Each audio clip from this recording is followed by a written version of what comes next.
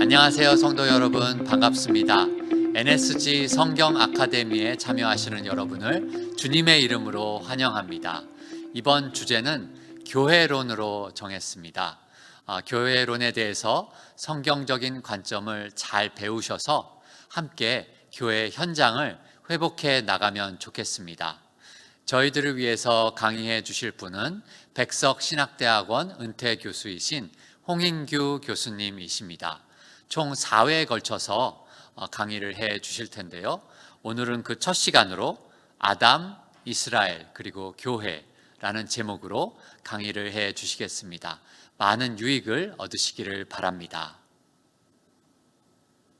여러분 안녕하십니까? 저는 1992년도에 교수 생활을 시작을 해서 개혁신학연구원에서 8년, 그리고 백석신학대학원에서 21년, 총 29년의 교수 생활을 마치고 작년 2월 말에 은퇴를 한 홍인규 교수입니다. 현재는 이제 한우리교회, 영인에 있는 한우리교회 협동목사로 섬기고 있고, 또 하나님 나라와 교회 연구소의 대표로 섬기고 있습니다. 1970년대 중반, 한 50년 가까이 돼가는데요. 중반에 제가 대학교 다닐 때에 유럽의 교회들이 무너져 간다는 이야기를 많이 들었습니다. 유럽의 장엄한 교회당이 텅텅 비어가고 소수의 나이 든 분들만 모여서 예배를 드린다는 이야기, 그리고 심지어 교회당이 술집이나 또는 댄스장으로 팔려간다는 그런 이야기를 들었습니다. 그때 제가 참 큰 충격을 받았는데요. 그때 저는 생각을 했어요. 아마 우리 한국교회도 언젠가는 유럽교회처럼 될 것이다. 제가 유럽교회가 무너져 간다는 이야기를 들을 때 제 마음속에 하나의 목표가 생겼습니다. 그게 뭐냐면 우리 한국교회가 유럽교회처럼 무너지지 않고 계속 부흥될 수 있는 길을 찾는 것이었습니다. 저는 교회가 죽으면 우리에게 희망이 전혀 없다고 생각합니다.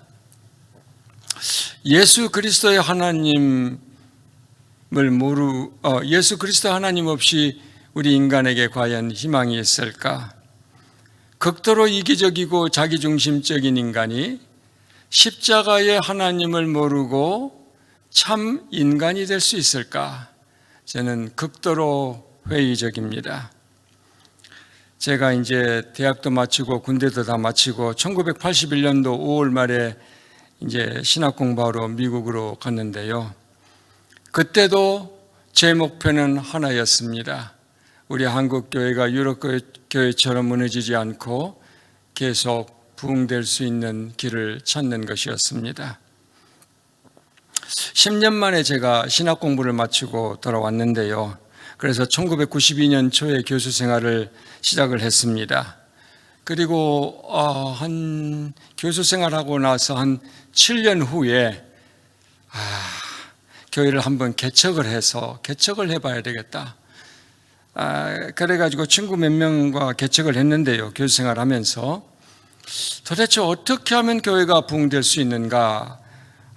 그걸 알기 위해서 저는 다양한 목회 모델을 시도해 보았습니다. 큐티 사역, LTG, 제자훈련, G12, 셀, 여러 가지 것들을 실험을 해 보았는데요. 그러다 보니까 이제 여러 모델들의 그 장단점을 제가 알게 되었습니다. 나중에는 이제 가정교회도 알게 되었고요. 그리고 끊임없이 책을 읽고 연구를 했습니다. 교회 부흥의 성경적 원리가 도대체 무엇인가?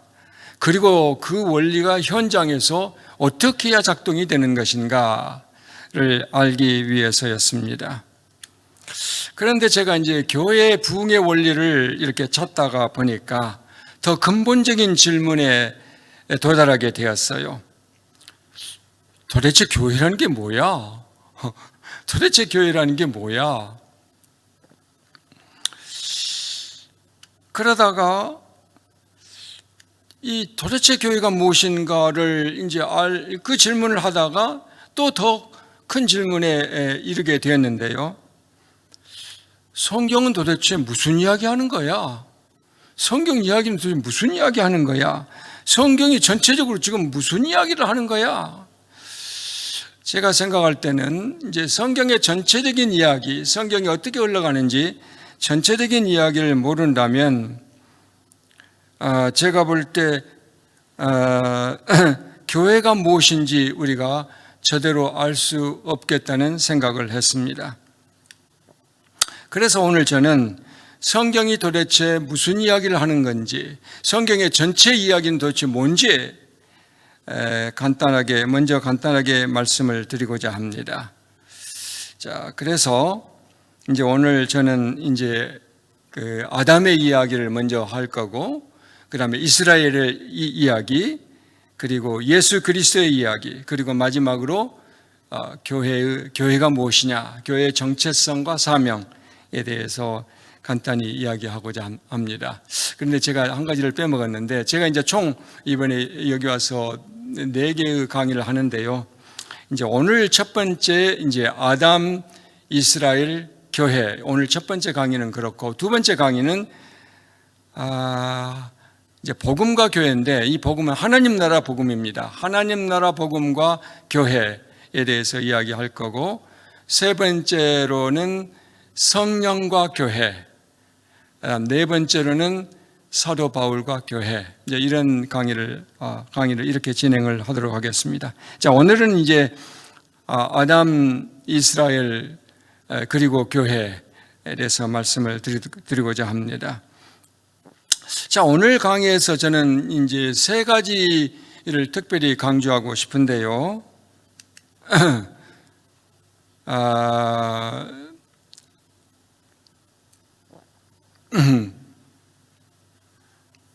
자, 그래서 이제 오늘 아담의 이스라엘 교회인데, 제가 이제 오늘 여기 이제 성경의 핵심, 첫 번째는 성경의 핵심이 도대체 뭔가를 간단하게 제가 이야기하겠고요. 그다음에 두 번째로 하나님의 구속과 회복 이야기를 간단히 하고, 이제 세 번째로 교회의 정체성과 사명에 대해서 이제 이야기를 하도록 하겠습니다. 근데 이제 오늘 이야기 중에서 이제 제가 크게 3가지를 강조하려고 하는데요. 자, 첫 번째 이제 강조점은 하나님은 악으로 망가져가는 창조 세계를 포기하지 않고 새롭게 하실 것이다. 하나님은 창조 세계를 결코 포기하지 않는다. 악으로 망가져간다 할지라도. 자, 그걸 강조하고자 하고, 그다음 두 번째로는 아담과 이스라엘과 그리고 교회의 사명은 본질적으로 동일하다. 그다음 세 번째로는 우리는 단순히 종교인으로 살아서는 안 되고 하나님 나라의 사명자로 살아야 한다.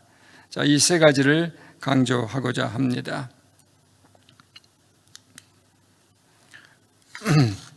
자, 그래서 이제 오늘 먼저 성경 이야기의 핵심을 간단히 이야기하고자 하는데요. 여기에 이제 먼저 간단히 보면은, 첫 번째로 하나님은 선하시고 만드신 창조 세계도 선합니다. 두 번째로, 그런데 창조 세계에 악이 침입해 들어와서 이 세상을 심각하게 망가뜨리고 있습니다. 세 번째, 하나님은 자기 창조 세계를 결코 포기하지 않고 구속하고 회복시키실 것입니다. 자, 오늘 이제 첫 번째로 이 이야기를 하고자 하는데요. 자, 우리 하나님은 지극히 선하십니다. 그리고 우리 하나님께서 만드신 창조 세계도 지극히 선합니다. 우리 하나님이 자신이 만드신 창조 세계를 보시고, 보시기에 심히 좋았다. 보시기에 심히 좋았다고 하셨습니다. 이 창조 세계에는 우리 하나님의 무궁한 이 지혜와 능력과 사랑과 이 은혜가 영광스럽게 드러나 있는데요. 그런데 이 첫 창조가 굉장히 아름다웠는데 이 첫 창조는 그것 자체가 최종적인 완성은 아니에요. 더 높은 축복으로 가는 시작에 불과합니다. 나중에 아담 이야기할 때 좀 더 자세히 하겠고요. 자, 그런데 아무튼 이 첫 창조가 굉장히 아름다웠습니다. 선했습니다. 그런데 아주 심각한 문제가 발생했습니다. 하나님의 선한 창조 세계에 악이 침입해 들어온 거예요. 그래서 그 악이 인간을 유혹해서 반역하게 만들었습니다. 하나님께. 그리고 나서 그 악이 급속도로 퍼져나가는 거예요.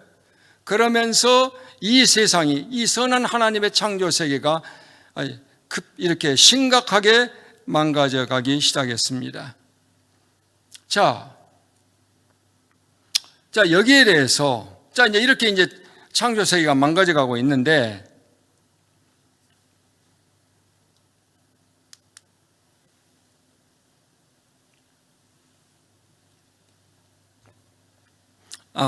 이 악에 대한 하나님의 해법이 도대체 무엇일까? 지금 악이 창조 세계에 들어와서 막 퍼져나가면서 하나님의 창조 세계를 막 망가뜨리고 있는 거예요. 여기에 대한 하나님의 해법이 무엇일까? 첫 번째, 첫 창조를 완전히 쓸어버리고 전적으로 다시 시작하는 것일까? 두 번째, 그러면 이 물질 세계, 창조는 물질 세계를 창조한 거잖아요. 이 물질 세계를 완전히 그러면 포기해버리고, 악에 의해서 망가졌으니까, 또 오염되었으니까 완전히 포기해버리고, 그러면 우리 영혼만 구원하여 하늘 어디로 데려가는 것일까? 자, 그 다음 세 번째 제가 이제 이야기하는 건 악의 세력을 창조 세계에서 완전히 멸절시키고 하나님의 임재와 이제 그 에덴을 회복시킨다. 이게 이제 이야기인데요. 자, 근데 제가 완전히 쓸어버리는 거 아니죠. 전적으로 새롭게 하는 것이에요. 그리고 우리 이 물질 세계를 포기하는 건 아닌데요. 자, 여러분, 저는 여기서 한 가지 분명히 말해야 될 게 있는데, 저는 죽어서 가는 천국을 결코 부정하지 않습니다. 자, 우리는 죽음의 낙원에서 우리 주님과 함께 있을 것입니다. 자, 그 낙원은 지금 이 세상보다는 훨씬 더 좋은 곳이에요. 고린도후서 5장 8절, 우리가 담대하여 원하는 바는 차라리 몸을 떠나 주와 함께 있는 것이다. 우리 몸을 떠나서 주와 함께 있는 것이 훨씬 더 좋은 것이다. 또 빌립보서 1장 21, 23절에 보면 차라리 세상을 떠나 그리스도와 함께 있는 것이 훨씬 더 좋다고 이야기하고 있고, 또 누가복음 23장 43절에 보면 이제 예수님이 그 옆에 이제 십자가에 달린 행악자에게 이렇게 말씀하십니다. 오늘 네가 나와 함께 낙원에 있을 것이다. 자, 우리는 이제 죽으면 낙원에서 주님과 함께 있을 것입니다. 그런데요, 그리고 그 낙원은 이 세상보다는 훨씬 더 좋은 거예요. 그런데 우리가 알아야 할 것은 우리가 죽어서 가는 낙원은 어디까지나 임시 정류장에 불과합니다. 이제 조직신학에서는 그것을 중간 상태라고 이야기하는데요. 자, 우리 그리스도인이 죽으면은 하늘의 무한한 축복 상태 속에서 우리 주님과 함께 있게 될 것입니다. 그러나 그건 중간 상태에 불과해요. 아직 최종 영광이 아닙니다. 죽어서 가는 낙원보다 훨씬 더 큰 영광이 있습니다. 물론 우리가 그 내세적 소망이 뭐 거의 최종적인 소망인 것처럼 말하는 성경 구절이 몇 군데 있어요. 그러나 성경은 구원은 하늘에서 준비됩니다. 자, 구원은 하늘에 준비되는데 나중에 그게 땅으로 내려옵니다. 이제 요한계시록 21장에 그게 잘 드러나 있는데요. 하늘에 준비됩니다. 그러나 땅으로 내려옵니다. 이걸 이제 묵시록 패턴이라고 하는데요. 자, 또 어떤 분들은 이렇게 생각하는 사람들이 또 있어요. 예수님이 재림할 때 이 현 창조 세계가 완전히 없어져 버리고 다 그냥 불타버린다든지 또는 녹아내려버린다든지 완전히 없어져 버리고 전적으로 새로운 세계가 등장할 것이다. 이제 그 성경 구절 마태복음 24장 또 히브리서 12장 베드로후서 3장 계시록 6장 20장 이제 여러 가지 이제 그런 말씀에 근거해서 그렇게 주장하는 사람들도 있기는 하는데요. 그러나 이런 말씀들은 이 현 창조 세계를 완전히 멸망시켜 버린다, 완전히 녹여버린다, 없애버린다, 그걸 소멸시켜 버린다, 그런 것들은 아니고요. 악을 철저하게 심판하신다.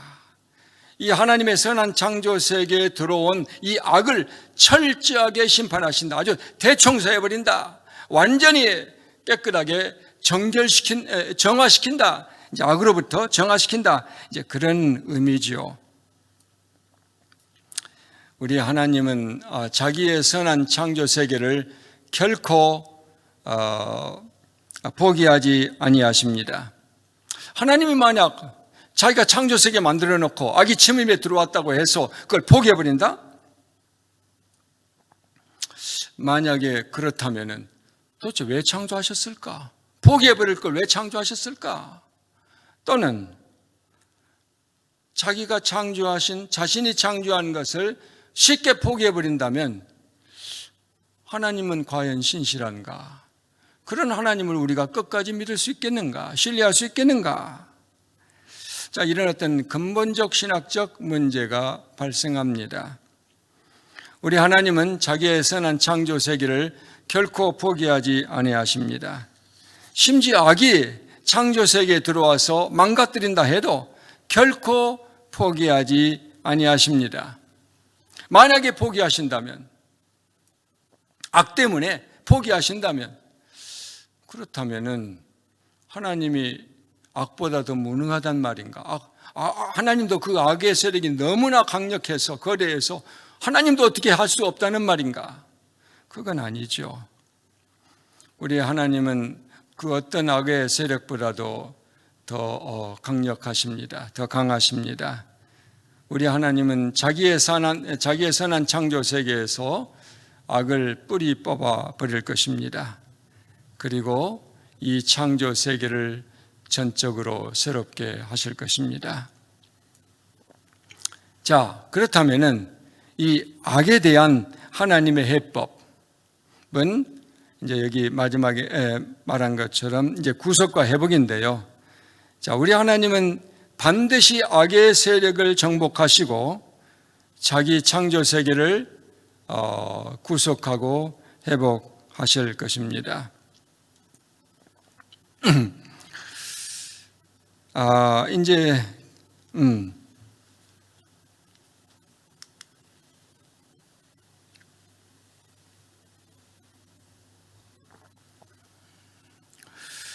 자, 그러면은 이제 계시록 20장 10절을 보면은 사탄과 그의 추종자들, 이제 추종자들은 짐승과 거짓 선지자들인데요. 이 추종자들이 불과 유황못에 던져져서 이제 영원히 멸망당하는 이야기가 나오는데요.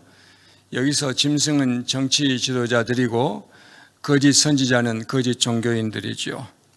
아무튼 그래서 이제 악의 삼총사 사탄과 짐승과 거짓 선지자가 이제 완전히 멸망하는 이야기가 이제 계시록 20장에 나오고, 그 다음에 이제 21장 2절을 보면, 21장을 보면 이제 하늘에서 거룩한 성새 예루살렘이 땅으로 내려옵니다. 자, 21장 2절. 또 내가 보매 거룩한 성새 예루살렘이 하나님께로부터 하늘에서 내려오니. 자, 하나님께로부터 하늘에서 내려오니 그 준비한 것이 신부가 남편을 위하여 단장한 것 같더라. 자, 이제 하나님이 다시 땅으로 오시는 거예요. 여러분, 아담의 반역 이후에 에덴 동산에서 사라졌던 하나님의 임재가 다시 회복되는 것입니다. 이제 이 새 땅에는 더 이상 솔로몬 성전 같은 이 벽돌로 된 이 성전이 더 이상 없습니다. 주 하나님과 그의 어린 양이 성전이 될 것입니다. 계시록 21장 22절, 이제 성 안에서, 이제 새 예루살렘 성 안에서 내가 성전을 보지 못하였으니 이는 주 하나님 곧 전능하신 이와 및 어린 양이 그 성전이심이라. 자, 여기서 말하자면은 이제 온 땅이 이제 하나님의 임재로 충만한 성전이 되는 거예요. 온 땅이 성전이 되는 거예요. 이걸 이제 우주적 성전이라고 하지요. 원래 에덴 동산은 하나님이 거하시는 성전이었습니다. 그러니까 에덴 동산이 최초의 성전이었죠. 그런데 아담이 반역하고 하나님을 떠나자 이제 아담은 가장 소중한 것을 상실했습니다. 바로 그게 하나님의 임재를 상실한 거예요. 이제 많은 소중한 걸 상실했는데 이제 그 중에 가장 소중한 것은 하나님의 임재를 상실합니다. 그런데 이제 하나님이 다시 우리 인간과 함께 거하기 위하여 땅으로 내려오십니다. 에덴 동산에서 하나님이 인간과 함께 했던 것처럼 이제 다시 이 땅에 하나님의 임재가 회복이 됩니다. 자, 온 땅이 다시 이제 하나님의 성전으로 회복이 돼요. 온 땅이 하나님의 임재로 충만한 성전이 되는 것이지요. 자, 우리 하나님은 이 창조 세계를 결코 포기하지 아니하십니다. 땅은 인간의 죄 때문에 저주를 받았지요. 그런데 인간이 저주에서 해방될 때 땅도 저주에서 해방이 됩니다. 요한복음이 로마서 8장 19절과 21절이 그 이야기를 하고 있습니다. 자, 땅이 이제 저주에서 해방이 되면은 이제 온 땅은 하나님의 생명과 아름다움으로 충만한 에덴이 될 것입니다. 다시 이제 에덴이 회복이 되는 거예요. 계시록 22장을 보면 자, 이제 그가 22장 1절과 2절을 보면 그가 수정같이 맑은 생명수의 강을 내게 보이니, 자, 여기 생명수 강이 등장하고요. 하나님과 및 어린 양의 보좌로부터 나와서 길 가운데로 흐르더라. 강 좌우에 생명나무가 있어, 이제 생명나무로 다시 등장하고 12가지 열매를 맺되 달마다 그 열매를 맺고 그 나무 잎사귀들은 만국을 치료하기 위하여 있더라. 다시 반복하면 여기에 이제 생명수의 강과 생명나무가 다시 등장합니다. 자, 21장은 이제 하나님의 임재 회복을 이야기하죠. 이제 하나님이 새 예루살렘이 하늘에서 땅으로 내려와요. 그래서 이 하나님이 다시 이 땅에 우리 인간과 함께 거주하게 됩니다. 그리고 이제 그래서 21장은 하나님의 임재와 성전 회복을 이야기하고, 그리고 22장은 에덴의 회복을 이야기합니다. 자, 여기에서 이제 순서가 중요한데요. 항상 생명은 하나님으로부터 흘러나옵니다. 그래서 하나님의 임재가 회복이 돼야 거기서 생명이 이제 생명으로 충만하게 되는 것이죠. 우리 하나님은 우리의 몸, 현재 우리의 몸은 물질적인 물질로 되어 있는데요. 이 현재의 몸도 포기하지 아니하십니다. 자, 우리가 죽으면 이제 우리 몸은 썩어지죠. 그렇지만은 우리 예수님이 재림하실 때 우리의 이 몸, 물질로 된 이 몸은 다시 부활하게 될 것입니다. 이제 고린도전서 15장이 그걸 제일 잘 이야기하고 있지요. 우리는 부활의 몸, 그다음 불사의 몸, 다시는 죽지 않는 그 몸으로 영원히 이 땅에서 다시 살게 될 것입니다. 영원히 우리 주님과 함께 왕노릇하게 될 것입니다. 우리는 물질적인 몸 없이 영혼만 구원받는 것 절대 아닙니다. 자,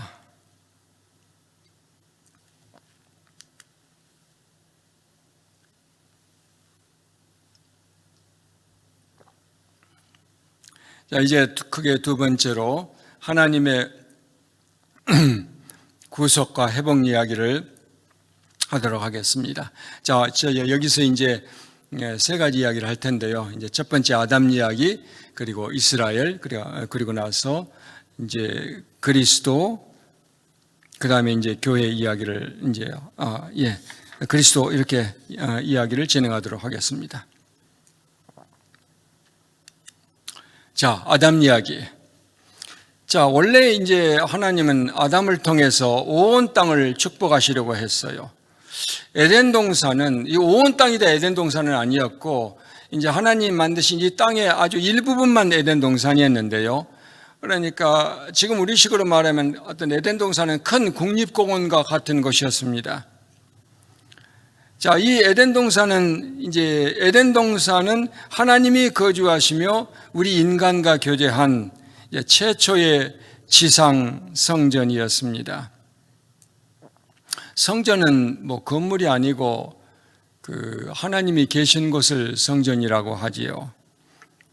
그래서 이제 하나님이 최초에 계신 곳이 에덴 동산이었는데, 에덴 동산이 최초의 지상 성전이었지요. 이제 하나님의 그 에덴 동산에서 이제 인간은 그 에덴 성전에서 인간은 최초의 제사장이었습니다. 아담은 최초의 제사장이었어요. 이제 아담은 그 하나님의 성전을 섬기고, 또 성전 안에 이 부정한 것이 성전으로 들어오지 못하도록 이제 성전을 보호해야 했습니다. 아담은 땅 위에서 하나님의 임재를 수호하는 이제 최초의 제사장으로 세워졌습니다. 뿐만 아니라 이제 제사장 아담에게는 또한 왕적인 사명도 주어졌습니다. 창세기 1장 28절을 보면 하나님이 이제 아담에게 명령을 하는데요. 하나님이 그들에게 복 주시며 하나님이 그들에게 이르시되 생육하고 번성하여 땅에 충만하라.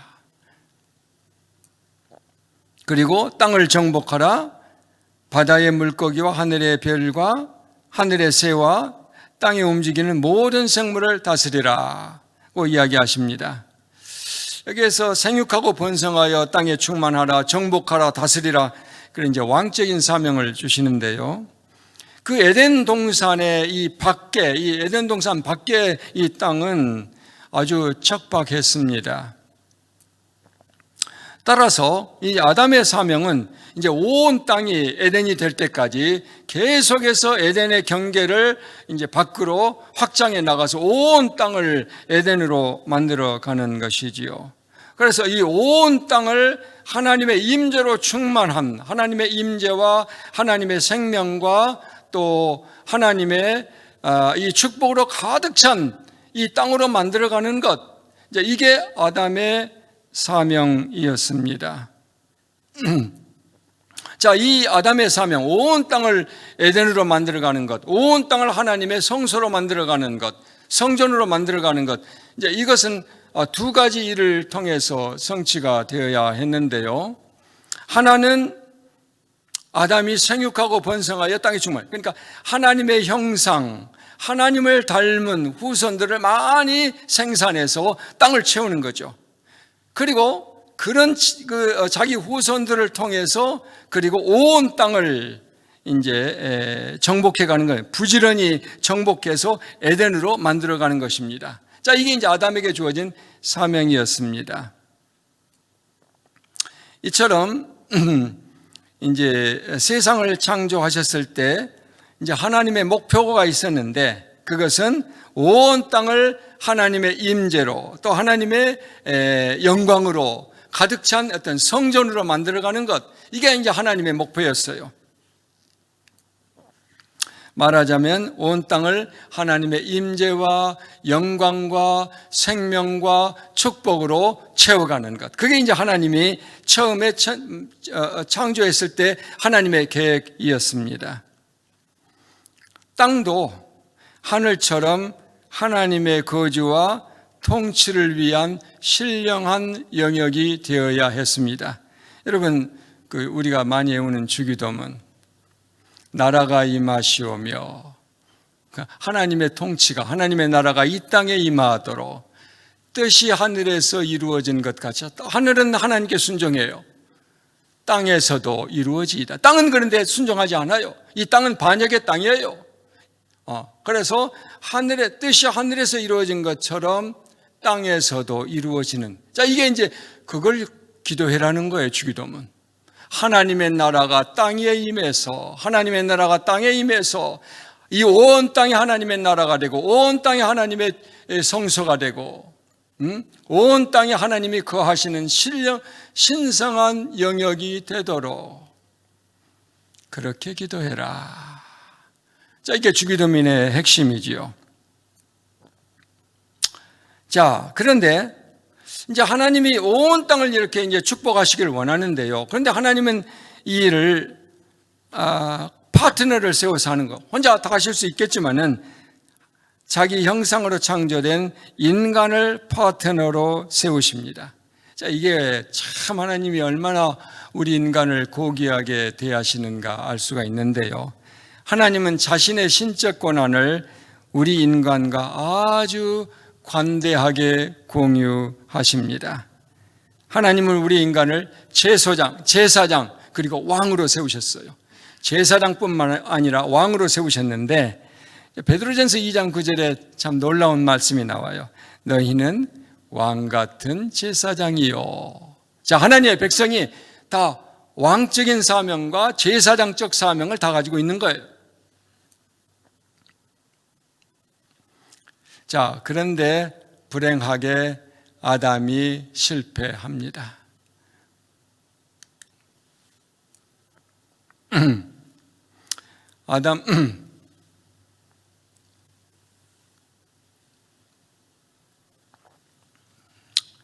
아담은 하나님이 주신 사명에 신실하지 못했습니다. 두 가지 점에서 결정적인 실패를 했는데, 첫 번째는 제사장으로서 하나님의 성전을 지켜야 되지 않아요. 수호해야 되지 않아요. 하나님의 임재를 수호해야 되죠. 부정한 것이 들어오지 못하도록, 악한 것이 성전에 들어오지 못하도록 막아야 되죠. 그런데 아담은 허용했습니다. 그리고 그 악의 세력에 의해서, 그리고 말씀에 굳게 서서 악을 알아내고 알아차리고 그걸 쫓아내야 되는데 오히려 정복당하는 거예요.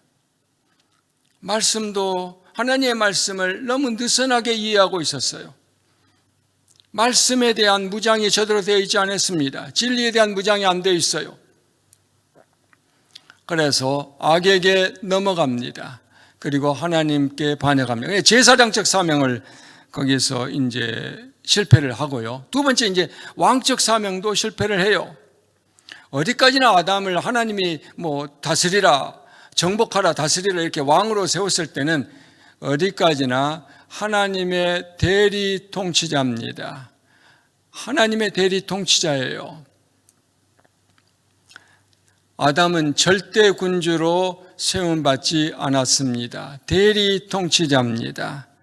그런데 악의 유혹을 받아서 아담이 하나님과 같이 되고자 했습니다. 자, 하나님 자리로 자기가 올라가고 싶은 거예요.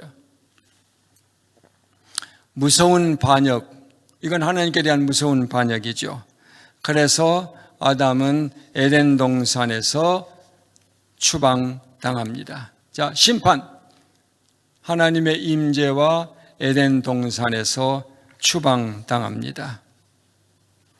하지만 하나님은 또 포기하지 않아요. 아담이 실패했다고 해서 하나님이 포기하지 않아요.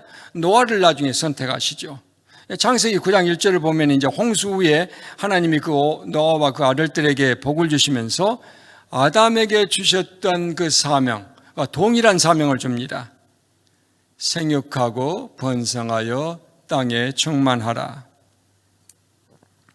여기서 이제 노아는 두 번째 아담으로 세움을 받아요.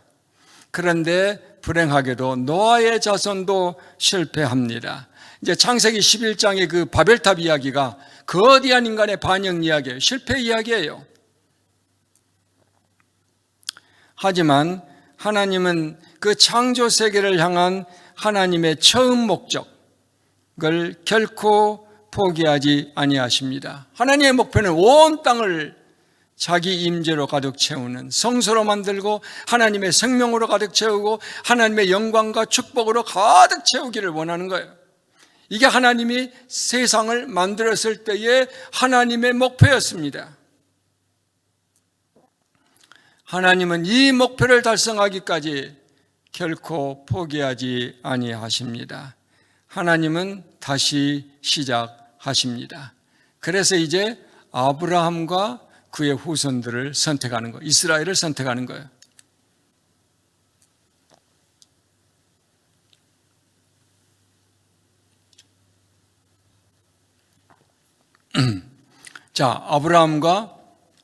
그래서 이제 하나님이 이번에 이제 아브라함과 그의 자손을 선택하시는데요. 이건 이제 하나님의 이제 새로운 이야기예요. 이제 창세기 12장 1절부터 이제 3절에서 하나님의 아브라함을 선택해서 땅을 주겠다. 또 큰 민족을 이루게 해 주겠다. 그리고 나중에 12장 3절에서 이렇게 말씀하십니다. 땅의 모든 족속이 너로 말미암아 복을 얻을 것이다. 내가 너를 통해서 땅의 모든 족속을 축복하려고 한다. 이런 말씀이죠. 자, 이 말씀은 나중에 아브라함에게 또다시 반복이 되고 또 이삭과 야곱에게 또 동일한 이 약속이 주어집니다. 우리 하나님의 미래계획 놀라운 거죠. 아브라함과 그 자손을 통해서 이제 하나님은 이제 한 민족을 만들어낼 거예요. 그리고 그 민족을 통해서 이 세상 모든 족속을 축복하시는 것입니다. 이건 그래서 이제 아브라함과 그의 자손들이 노아처럼 또 두 번째 아담이 됩니다. 이번에는 이제 연합적 아담이 되겠죠. 두 번째 아담이 되는 거예요. 이제 그들의 임무는 아담의 사명을 수행해내는 것입니다. 그러면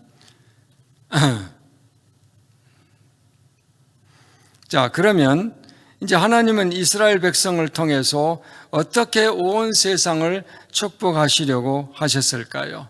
자, 이제 악은 온 세상에 가득 찼어요. 자, 그러면 하나님은 어떻게 이스라엘 통해서 온 세상을 그 죄로부터, 악으로부터 구원하려고 하시려는 것일까요? 하나님의 전략은 도대체 무엇일까요?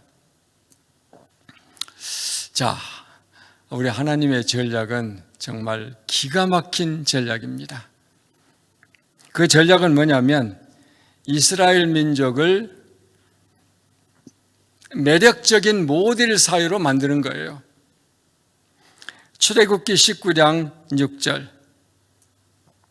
나타난 것처럼 이스라엘 민족을 제사장 나라와 거룩한 백성으로 만드는 겁니다. 여러분, 제사장이라는 것은 이 하나님과 이 세상 사이에 서는 자죠.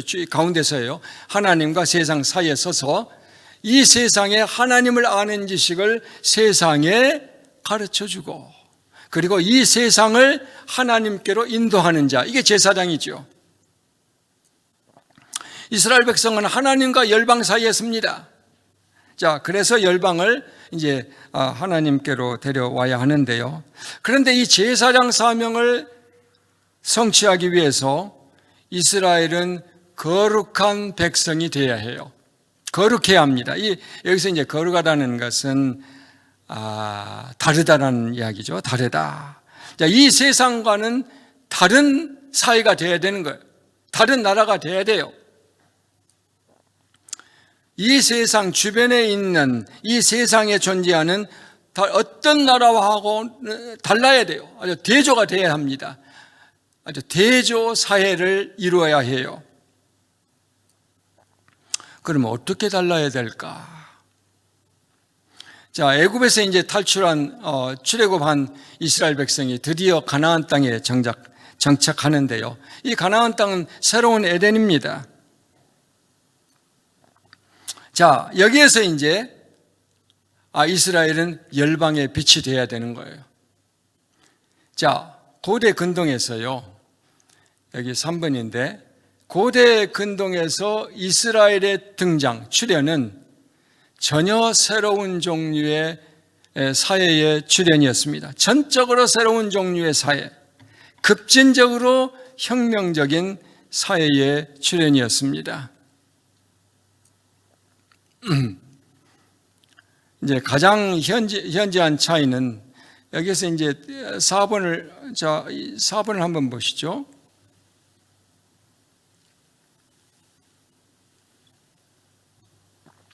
4번, 5번을 보면 4번은 나중에 이스라엘마저도 주변 나라들과 별 차이 없는 나라가 되고 말고요. 그리하여 이제 이스라엘도 아담처럼 하나님의 임재와 약속의 땅에서 이제 추방을 당하는데요. 자, 아무튼 이제 이스라엘의 역사적 등장을 좀 더 자세히 보도록 하겠습니다. 자, 이제 전적으로 새로운 나라가 돼야 돼요. 이스라엘이. 전적으로 새로운 대조사회, 아주 매력적인 대조사회가 되어야만 제사장 나라 사명을 감당할 수 있는 거예요. 거룩한 나라가. 자, 가장 현저한 차이는 첫 번째로 현저한 차이는 유일신 신앙입니다. 자, 이제 고대 가나안 주변 나라들은 다 우상을 숭배했어요. 그러나 이스라엘은 창조주시며 역사의 주인인 여호와만을 예배했습니다. 자, 이게 여호와 신앙, 이게 앞으로 모든 것을 바꾸는 거예요. 이게 근본적으로 다른 거예요. 두 번째 다른 차이점은 그 가나안 이제 주변 국가들은 이 피라미드 구조의 사회였습니다. 이 피라미드 구조의 계급 사회, 서열 사회, 계급 사회였는데 이제 권력은 항상 이 피라미드 최정상에 권력이 다 집중되어 있었지요. 그러나 이스라엘은 지파 사회였어요. 지파 사회여서 이스라엘 사회는 분권화되어 있었습니다. 12지파로 나누어져 있었어요. 그리고 위계적이지 않아요. 피라미드 구조가 아닙니다. 자, 평등주의 사회였습니다. 처음에는 이스라엘에는 왕도 없었어요. 나중에 이제 왕을 세우기 하도 이스라엘이 요청을 해서 세우기는 하는데, 그러나 왕은 어디까지나 절대군주가 되어서는 안 됩니다. 항상 하나님의 대리 통치자가 되어야 돼요. 왕은 어디까지나 하나님을 닮아야 돼요. 하나님의 성품을 담고, 그래서 하나님처럼 다스려야 되는 거예요. 하나님을 대리해서 늘 율법책을 옆에다 놓고 그걸 읽어보면서 율법을 준수하는 모범이 되어야 되고, 왕은 특별히 왕은 가난하고 힘없는 자, 질밥힌 자, 가난한 자, 힘없는 자, 억압당하는 자들을 위해 긍휼의 정신으로 정의를 시행해야 했습니다. 그래서 한마디로 이제 이스라엘의 왕은 선한 목자와 같은 왕이 되어야 했죠. 세 번째 차이점. 이제 가나안 그 도시 국가에서 왕이 모든 토지를 다 가지고 있었어요. 이제 경제권도, 그러니까 권력도 왕에게 집중되어 있었고 경제력도 왕에게 집중되어 있었습니다. 왕이 모든 토지를 소유하고 있었고 백성들은 소작농에 땅을 빌려가지고 농사를 짓고 많은 세금을 내는 거예요. 이제 소작농을 내는 거죠. 그러나 이스라엘은 달랐어요. 하나님께서 토지를 지파의 가족별로 골고루 나눠줬어요. 토지를 다 나누어줬습니다. 그리고 토지는 거래해서는 안 돼요. 가족 안에서만 거래됩니다. 가족 안에서 그의 보유가 돼야 돼요. 결코 이 토지를 팔고 토지가 어느 특정한 힘 있는 사람들에게 집중되는 것을 구약 성경은 막고 있습니다. 율법으로. 그러니까 네 번째 차이점. 가나안 도시국가들은 이제 최고위층, 이 피라미드 이 탑에 있는 이 최고위층의 부와 특권과 권력에 맞추어서 움직여졌어요. 그러니까 이 백성들은 이 최고위층을 위하여 존재하는 거예요. 일반 백성들은. 그러나 이스라엘 사회는 정반대입니다. 최하위층의 사회적 안녕과 경제적 생존에 맞추어져 움직여졌습니다. 이처럼 이스라엘 사회는 종교적인 측면뿐만 아니라 정치, 경제, 사회 모든 영역에서 주변 국가들과 분명하게 구별된 대조를 이루는 매력적인 대조 사회였습니다. 가나안 국가는 소수의 힘 있는 자들이 폭력적 지배를 하고 경제적 폭력으로 지배를 하고 경제적으로 불의했고 사회적으로 불평등했고 우상을 숭배했어요. 하나님은 그런 사회, 자기 창조 세계가 그렇게 되는 걸 원치 않아요. 하나님은 그런 이 타락한 사회, 악으로 가득 찬 사회와는 전혀 다른 사회를 만들기를 원했습니다. 물론 이스라엘이 모든 점에서 완벽했다 그 말은 아니죠. 하지만 근본적으로 다른 사회가 출현한 건 사실입니다. 이 근본적으로 다른 사회, 대조사회, 이건 이스라엘의 유익만을 위한 건 아니에요. 모든 인류의 유익을 위한 것입니다. 새로운 인류의 모델 사회. 그 이스라엘을 보고 모든 나라도 그렇게 되라는 거예요.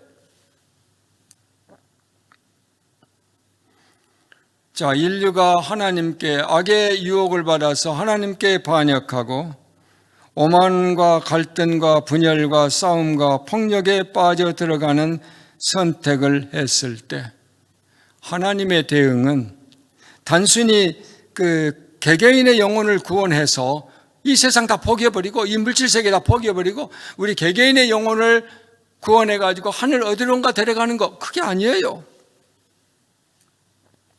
하나님은 지상의 한 역사 속에 한 공동체를 선택해서 그 공동체가 하나의 열방의 패러다임 또는 모델이 되기를 원했어요. 그리고 그 공동체를 통해서 온 세상을 축복하시기를, 구원하시고 축복하시기를 원했던 것입니다. 만약에 이스라엘이 하나님의 이 명령에 순종하게 된, 이 하나님의 큰 계획에 동의하고 순종하게 된다면 우리는 하나님 나라의 매력적인 사회, 정말 아름다운 사회를 보게 될 것입니다. 그리고 그 매력에 이끌려서 세상이 이스라엘의 하나님께로 돌아오게 될 것이었지요. 이게 이제 이사야 2장과 60장의 비전인데요.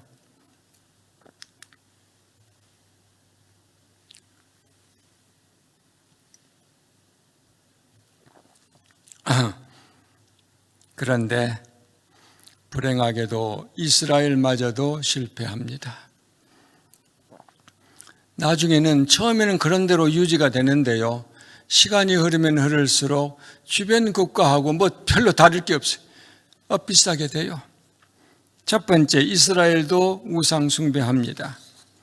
더 이상 설명 안 해도 아실 거고, 두 번째로 이스라엘도 주변 국가처럼 중앙 집권화되는 거예요. 점점 중앙 집권화되고 또 군사화된 정부를 채택합니다. 그래서 이 권력이 집중이 되면 반드시 이제 권력이 타락을 하게 되죠. 권력이 타락하고 경제적으로 사회적으로 많은 불의와 불평등이 생기는데요. 그래서 이스라엘 백성도 이제 압제와 불의와 불평등의 사회가 되고 맙니다.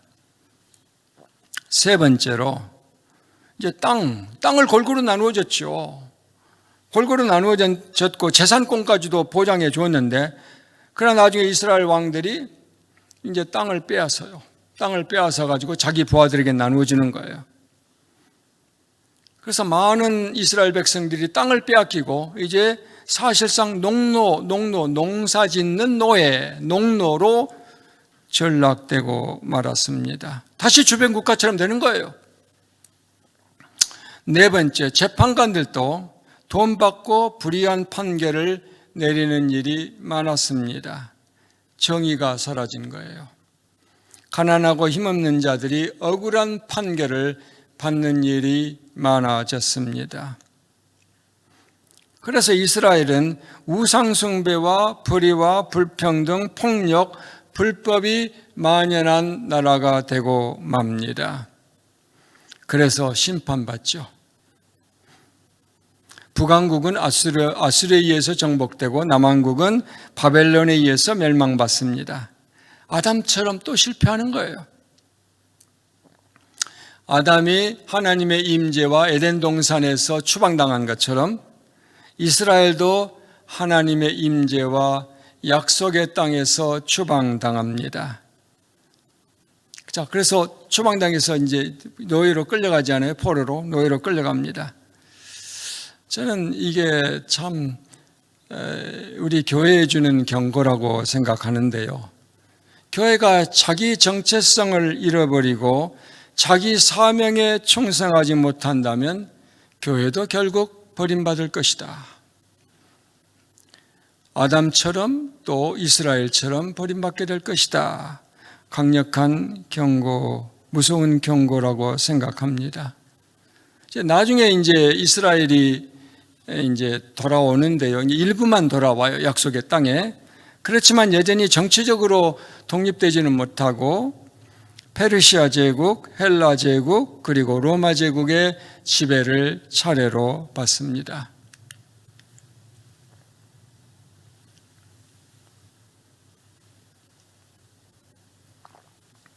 자, 그리스도. 하나님은 거기서 포기하지 않습니다. 이스라엘이 실패했다고 해서 또 거기서 포기하는 거 아니에요. 하나님은 선지자들의 예언에 따라서 드디어 메시아를 보내십니다.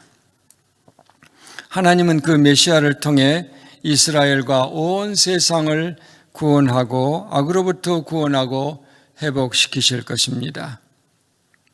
자, 예수님은 이제 공생애를 시작하시면서 하나님 나라의 도래를 선포하시죠.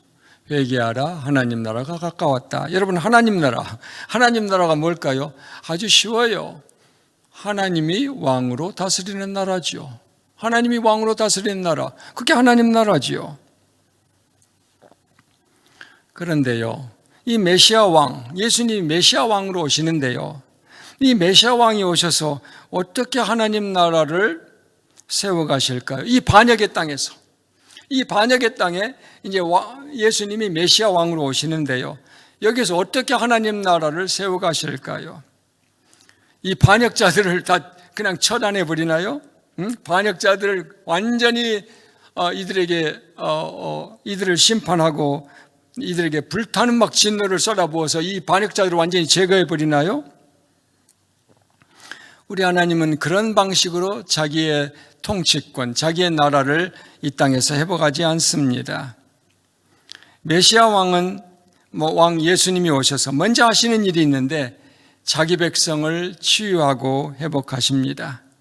목자 없이 뿔뿔이 흩어져서 방황하고 사나운 짐승에게 찢긴 자기 백성들을 돌보시고 모으십니다. 병든 자를 고치시고 귀신을 쫓아내시고 사회적으로 버림받은 자를 사회적으로도 회복시켜 주시죠. 이제 이런 일들을 하십니다. 회복해, 치유와 회복.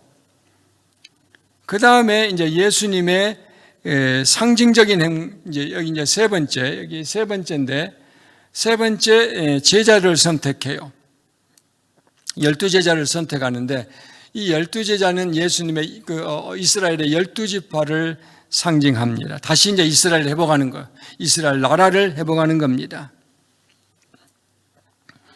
그 다음에 나중에 예수님은 자기 백성을 죄로부터 구원하기 위하여 십자가에서 죽으시고 부활하십니다.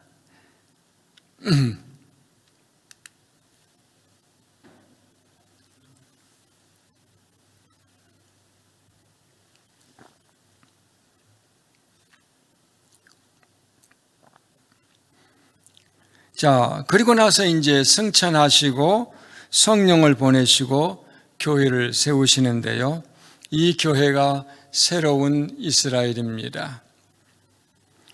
승천 직전 예수님은 자기 백성들에게, 제자들에게 위대한 사명을 주시는데 온 천하, 너희는 온 천하에 다니며 만민에게 복음을 전파하라.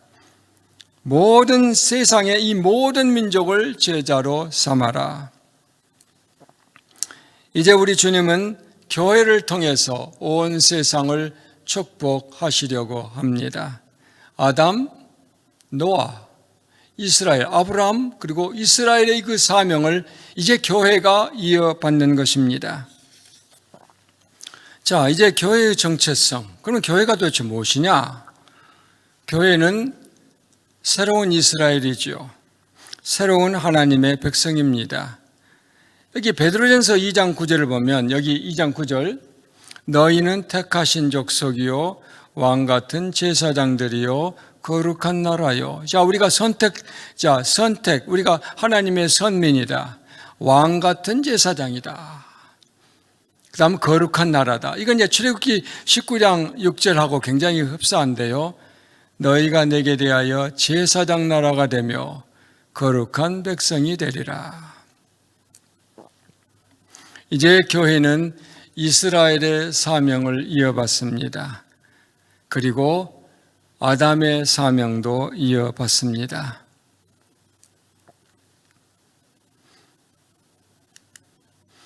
자, 지금까지 그러면은 이제 교회가 무엇인가는 우리가 분명해졌고요. 이제 교회의 사명이 무엇인가 이걸 우리가 좀 잘 알려면은 아담과 이스라엘의 사명을 좀 정리하는 것이 필요하겠습니다. 자, 첫 번째 이제 창조 세계는 지금까지 이야기를 좀 정리하면 이 창조 세계는 선하지요. 악이 들어와서 망가뜨린다고 해도 하나님은 결코 선한 창조 세계를 포기하지 않습니다. 하나님이 이 처음 창조했을 때의 그 계획이 있었는데 그 계획을 이 온 땅을 축복하시려는 이 계획을 하나님은 결코 포기하지 아니하십니다. 두 번째, 이 아담의 사명은 제사장과 왕의 사명이죠.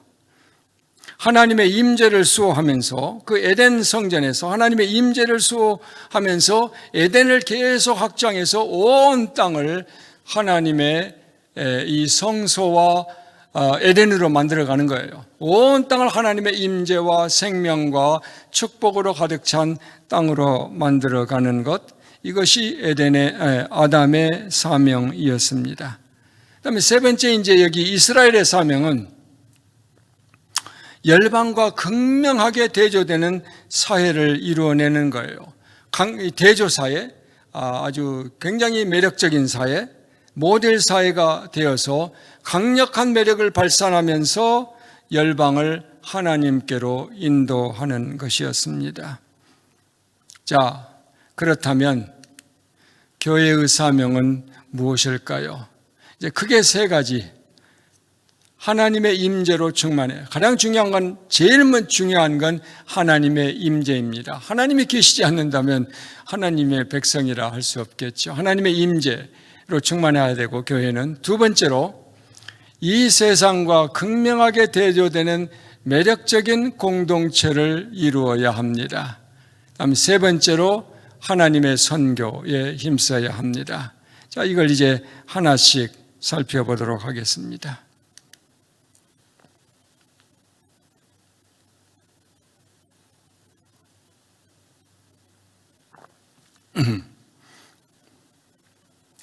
자, 교회의 사명. 첫 번째로 하나님의 임재로 충만해야 되는데요. 이게 하나님의 교회가 교회되는 가장 첫 번째로 중요한 조건은 하나님의 임재입니다.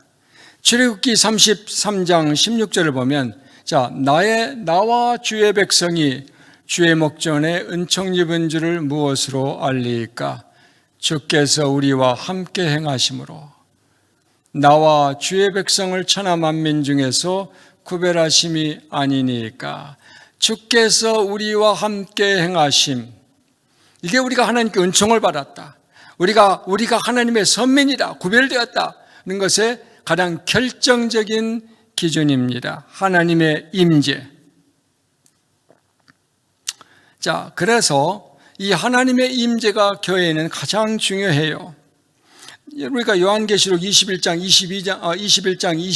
22장을 봐도 하나님의 임재가 하늘에서 거룩한 성새 예루살렘이 하늘에서 땅으로 내려옵니다. 다시 하나님이 땅으로 와서 인간과 함께 거하는 거예요. 그래서 하늘과 땅이 다시 만나게 되는 거죠.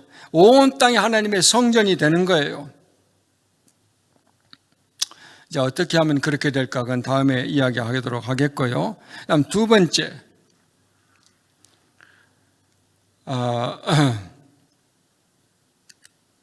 자, 교회는 세상과 극명한 대조를 이루는 매력적인 사회를 이루어야 합니다.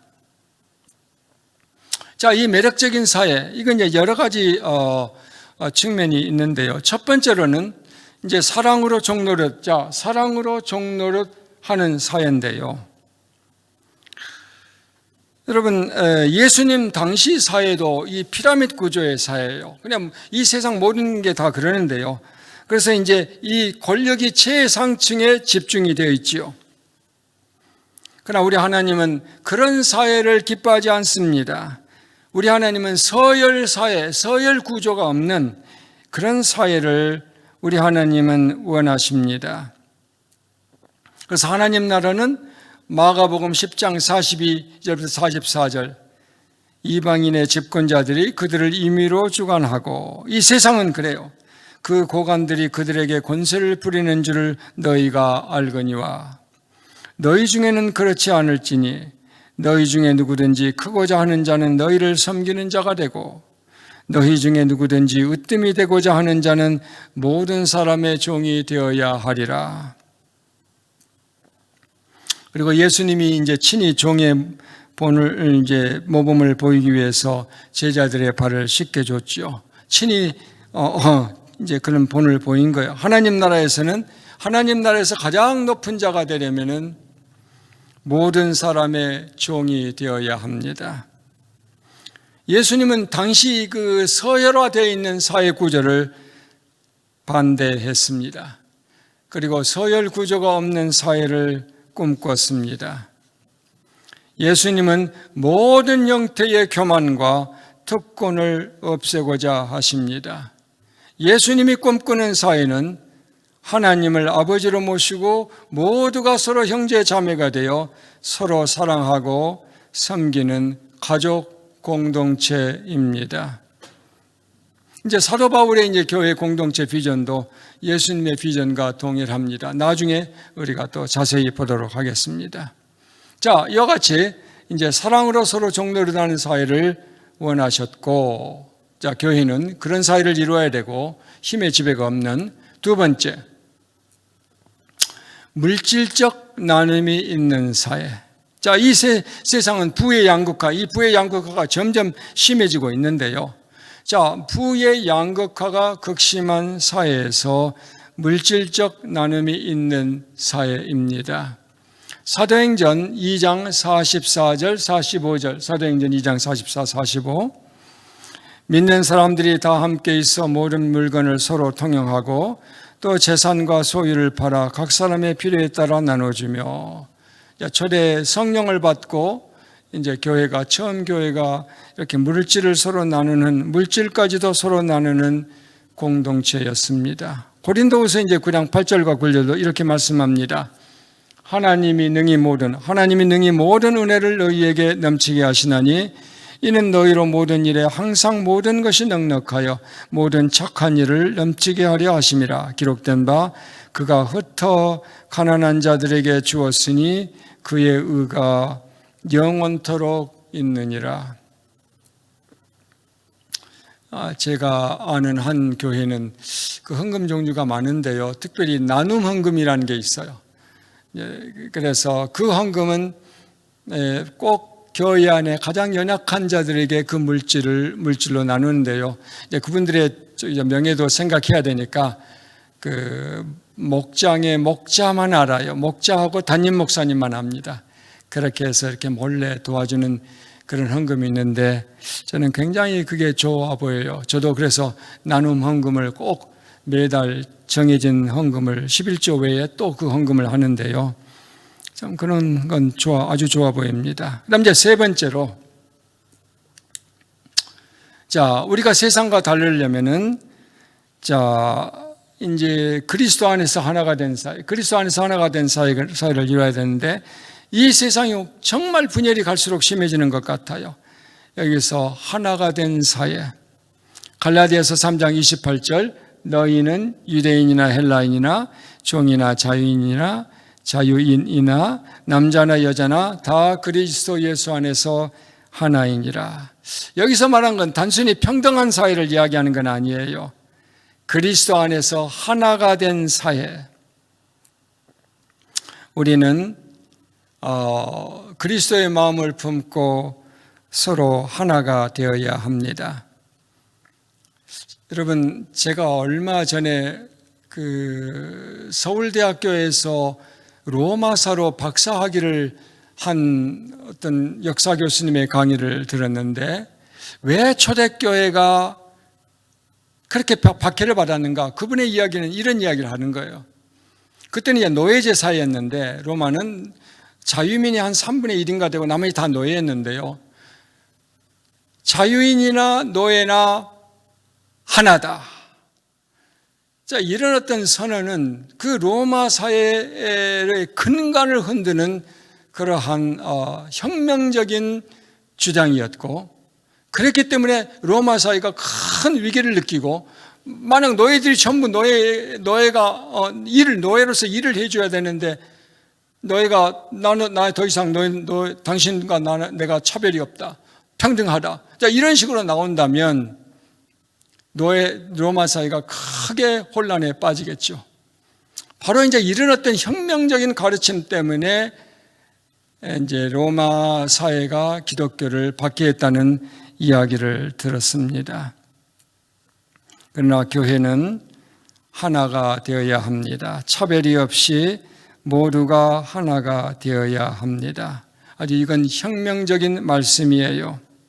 그럼 네 번째, 어떻게 차이가 또 있어야 되는가? 육체의 정욕으로부터 정결한 사회. 특별히 성적인 죄, 참 요즘에 갈수록 이 핸드폰과 인터넷의 등장으로 젊은이들이 받는 유혹이 클 것 같아요. 그리고 술과 관련된 죄들 또 많이 있는데, 교회는 이러한 더러운 죄로부터 자신을 섬겨서 정결함을 유지해야 합니다. 이제 교회가 이런 공동체, 이 세상과는 전혀 다른 대조를 이루는 이런 공동체 비전을 이루려면 소그룹 활성화가 절대적으로 필요합니다. 모든 성도가 목장 모임에 적극 참여해야 되죠. 나중에 우리가 또 이것은 자세히 또 보도록 하겠습니다. 자, 우리가 지금까지 두 가지 이야기를 했는데요. 교회가 되려면은 크게 하나는 하나님의 임재로 충만해야 된다. 두 번째로는 이 세상과는 전혀 다른 매력적인 대조 공동체를 이루어야 한다. 이런 이야기를 했고요. 세 번째로 진정한 교회가 되려면 그 교회의 사명은 하나님의 선교에 힘써야 합니다. 자, 하나님이 우리를 자기 백성으로 선택한 것은 우리를 통해서 온 세상을 축복하시려는 것이죠. 자, 아담의 사명이 그렇지 않아요? 아담의 사명이 아담을 통해서 온 땅을 하나님의 임재와 생명과 축복으로 가득 찬 것으로 만들어가는 거죠. 또 아브라함을 선택한 것도 마찬가지. 아브라함과 이스라엘을 선택한 것도 그들을 통해서 온 민족을 축복하려는 거예요. 예수님도 제자들에게 승천하시기 전에 온 천하에 다니며 만민에게 복음을 전파하라고는 사명을 주셨습니다. 그러므로 우리 하나님의 백성은 하나님의 선교에 힘을 써야 합니다. 그런데 우리가 복음을 전할 때 교회는 예수님이 하신 것처럼 가난하고 연약한 자들에게 특별한 관심을 가져야 되겠습니다. 그리고 사회 정의와 환경 보호에도 힘을 써야 합니다. 하나님의 구원은 총체적 구원이죠. 우리 영혼만 구원하는 거 아니에요. 영혼만 구원하는 거 아니고 우리의 몸도 구원하고 또 우리 개인만 구원하는 건 아니에요. 사회도 구원하십니다. 새로운 인간 사회를 만드실 것입니다. 모든 계급과 서열을 없애고 사랑으로 서로 섬기는 공동체, 한 가족, 한 몸 공동체를 세울 것입니다. 또 우리 하나님은 사회도 구원하고 또 우리 하나님은 모든 피조 세계를 구원하실 것입니다. 우리 인간이 저주를 받았을 때 땅도 저주를 받은 것처럼 우리 인간이 저주에서 해방이 되면 땅도 저주에서 해방이 됩니다. 그러므로 이 하나님의 구원은 총체적 구원입니다. 그러므로 우리가 선교를 할 때도 복음을 전할 때도 이런 총체적인 접근을 해야 되겠습니다.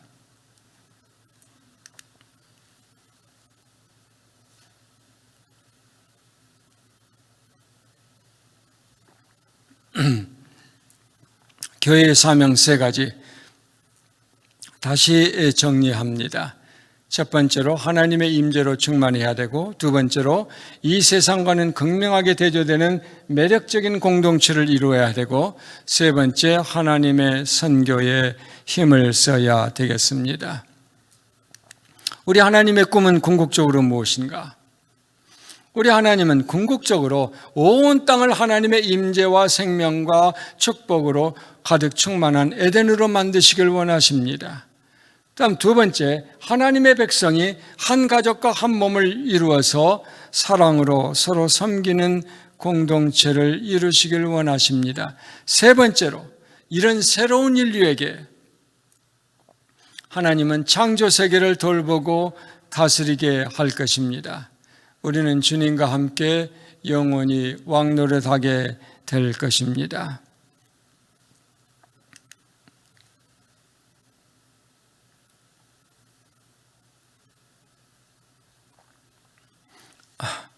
자, 이제 나가는 말 마지막으로 이제 정리하겠습니다. 자, 성경의 이야기는 한마디로 무엇인가? 하나님의 이 선한 창조 세계에 무엇이 잘못됐는가 도대체? 그리고 그 잘못된 것을 어떻게 바로잡아 가시는가?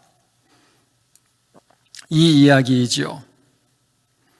하나님의 최종 목표는 이 세상을 하나님의 이 거대한 악의 세력으로부터 해방시켜 회복하는 것입니다. 이 반역의 땅을 하나님이 다스리는 하나님의 나라로 회복하는 것입니다. 온 세상을 하나님의 임재와 영광으로 충만한 성전으로 만들어가는 것입니다.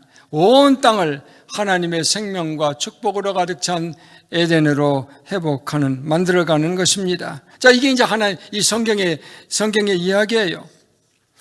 그런데 참 놀라운 것은 그 영광스러운 일에 우리를 동참하신다는 거예요. 동참시키신다는 거예요. 여러분, 왜 하나님은 꼭 우리를 통해서 일하려고 하실까요? 하나님 혼자 다 하실 수 있는데, 다메섹 도상에서 사도 바울을 체포한 것처럼 우리 하나님이 복음 사역 한 번만 나타나 주시면 모두를 다 구원하실 수 있을 텐데, 왜 하나님은 혼자 하시지? 혼자 다 순식간에 다 혼자 하시지 왜 꼭 우리를 통해서 하시려고 하실까요? 왜 아담을 통해서, 왜 이스라엘을 통해서, 왜 우리 교회, 우리를 통해서, 왜 하나님의 일을 꼭 자기가 계획하신 모든 일을 이루시려고 하실까요?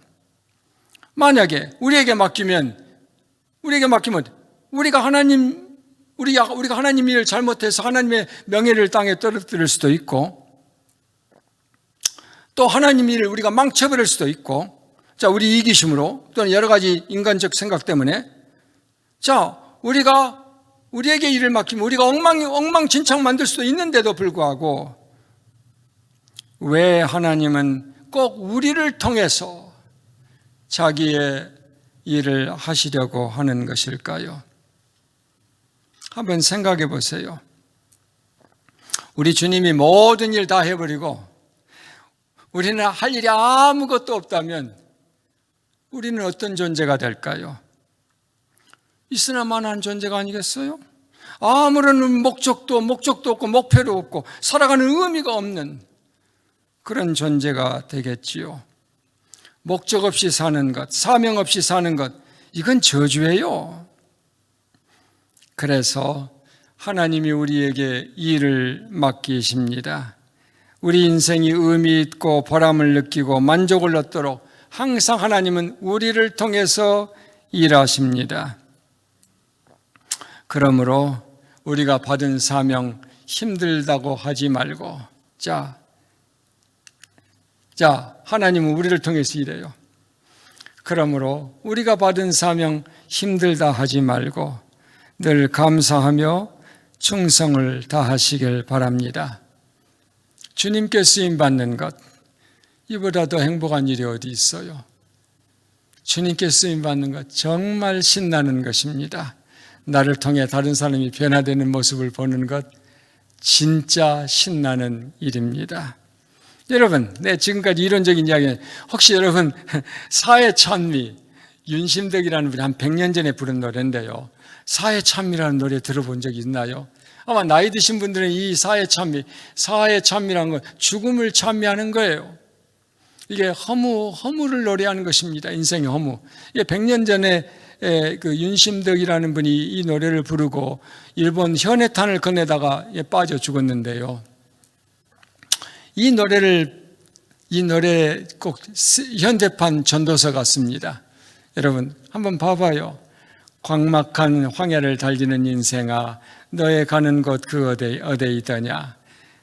쓸쓸한 세상 험악한 고해에 너는 무엇을 찾으려 하느냐. 눈물로 된 이 세상에 나 죽으면 그만일까. 행복을 찾는 인생들아, 너 찾는 건 서름. 자, 두 번째 2절. 웃는 젖꽃과 우는 저 새들이 그 운명이 모두 다 같구나.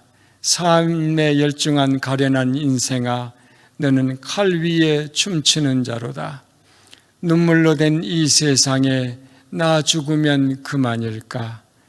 행복 찾는 인생들아, 너 찾는 것 허무. 3절.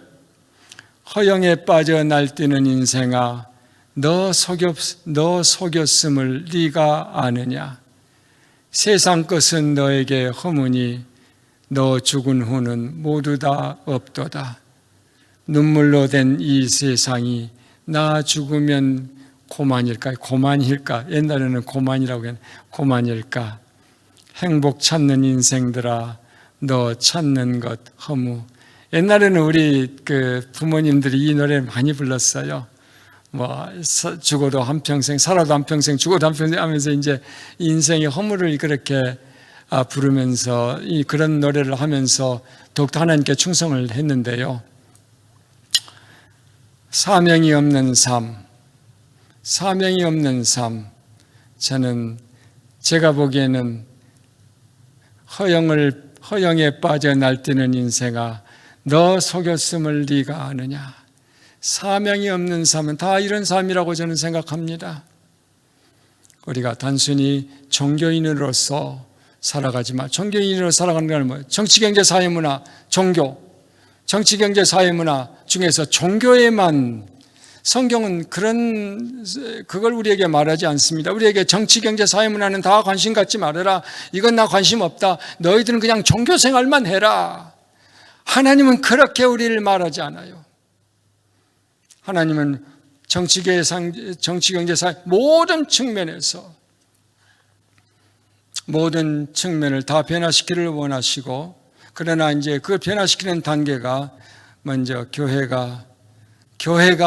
교회 안에서 먼저 그게 실현돼야 합니다. 교회 안에서 먼저 실현되고 그걸 보여주면서 복음을 전해야 세상이 감동을 받고 매력을 느끼고 교회에 오게 되는 것이지요. 교회가 중요합니다. 자, 오늘 강의는 여기까지 마치도록 하겠습니다. 여러분, 잘 경청해 주셔서 대단히 감사합니다.